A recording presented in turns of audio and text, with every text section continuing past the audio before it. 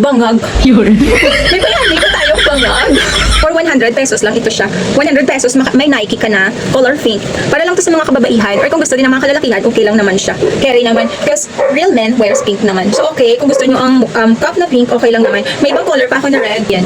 Ito pa yung ibang mga color niya. 100 lang. Tsaka magki-Christmas naman. So, binibigay ko na lang talaga to ng mababang presyo. So, saan pa kayo guys? Bili na kayo. Ma'am, pwede bang i-gift mo na lang sa akin yan? Dito lang ako sa Luzon. Okay, sige po.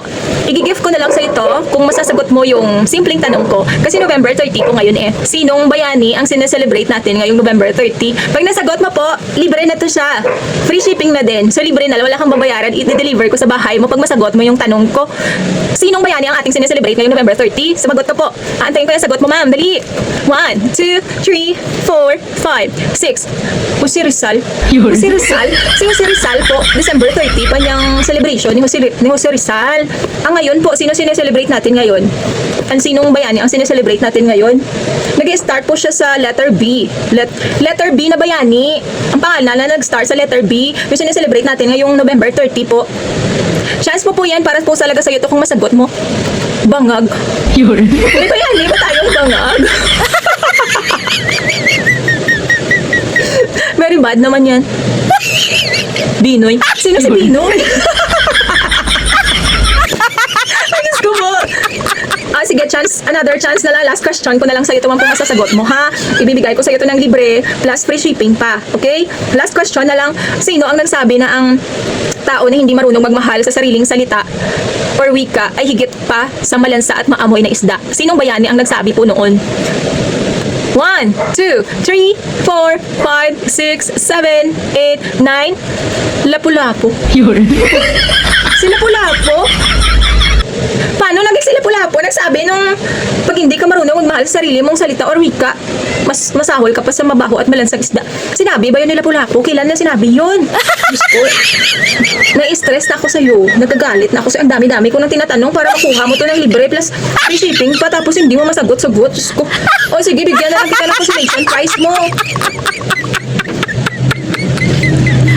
Ito, eco bag ng shoe salon. Ipa-deliver ko to sa'yo ng libre. Libre lang din to. Consolation prize mo lang sa pagsagot mo sa mga tanong ko. Mag-next item tayo dito sa live ni Tinderang Inday. Wow. Tinderang Inday muna tayo for today's video. Ang ganda-ganda nito, oh. Sobrang comfortable at saka stretchable siya.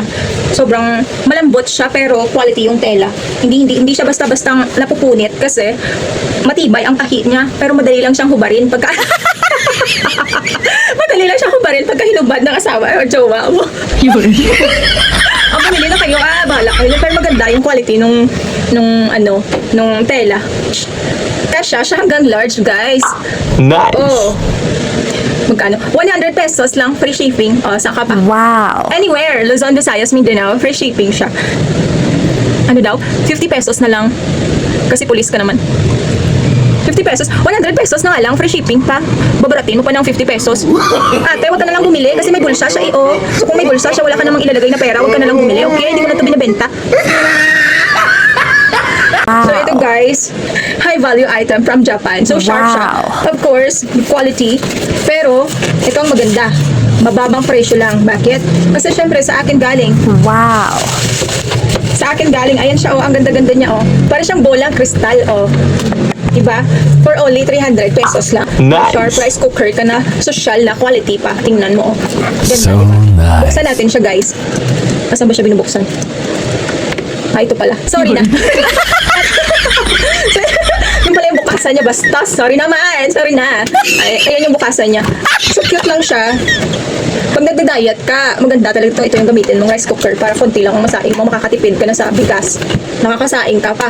Pwede mo din ilaga yung itlog mo dito. Yun. Ayan, may nag-mine daw.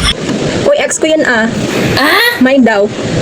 Mine yung Ako, itong rice cooker.